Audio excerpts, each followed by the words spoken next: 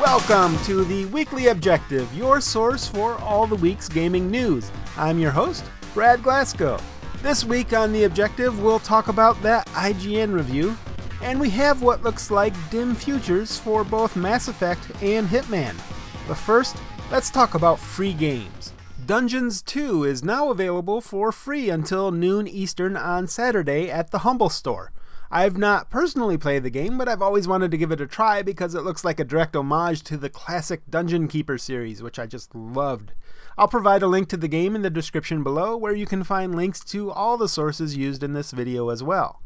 In more free gaming news, Eador Genesis, an indie turn-based strategy game, is also currently available for free on GOG.com. The game doesn't have a critic review score on Metacritic, but it does have a user review score of 8.8, so it might just be worth picking up for those of you who are fans of turn-based 4X strategy games. Bethesda released Prey last week, and a controversy erupted over one of the reviews. My experience with Prey on PC started out promising, but after 40 hours in this atmospheric first-person RPG, it's descended into a literally unplayable technical nightmare.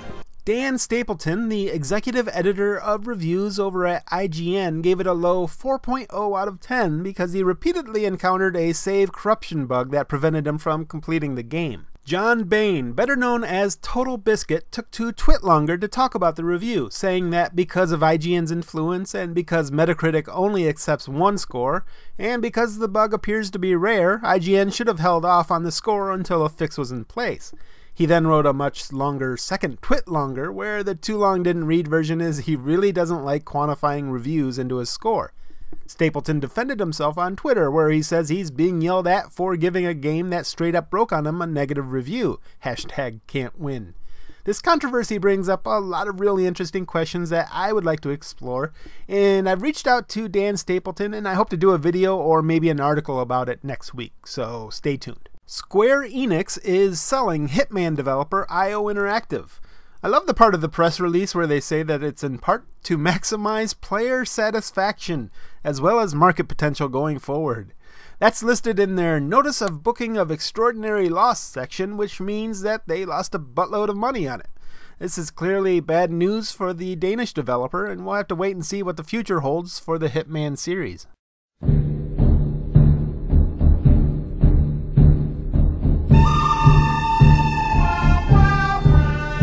Kotaku gave us a tale of the good, the bad, and the ugly this week. In the good, Jason Schreier did some decent reporting by breaking the story that the Mass Effect series is on hold. The Montreal studio that worked on Andromeda has been either moved to working on Star Wars Battlefront 2 for EA, or they're now in a support role for a game that Kotaku says they expect will be announced at E3 in June. Though rumor has it that the new BioWare IP that they teased a couple years back has been delayed, so we'll see. But it looks like we probably won't see another Mass Effect for quite some time. By the way, you can find Andromeda for $35 for the PC over at Green Man Gaming right now. The link is in the description. In the bad, Nathan Grayson copied a BuzzFeed article about transgender esports players being denied at a tournament, which is just red meat to these kind of vulture publications. Unfortunately for BuzzFeed and Kotaku, it turned out to be a hoax. Maybe try writing original content there, Grayson. Give it a try. In the ugly, Gita Jackson actually wrote a 2,500-word article about incest in Overwatch Tumblr fan fiction. I don't know what to say about that, so moving on. In more Bethesda news, they released their Quake Champions trailer for their Visor character this week, and starting today they are beginning what they call a tech test, which is really just an open beta. They're also lifting the NDA from previous testers today, so you can expect to see a whole lot of Quake Champions news and videos from this point on. D.Va is the next character in the Heroes of the Storm MOBA, and she's now up on the public test realm for those of you who just can't get enough Overwatch.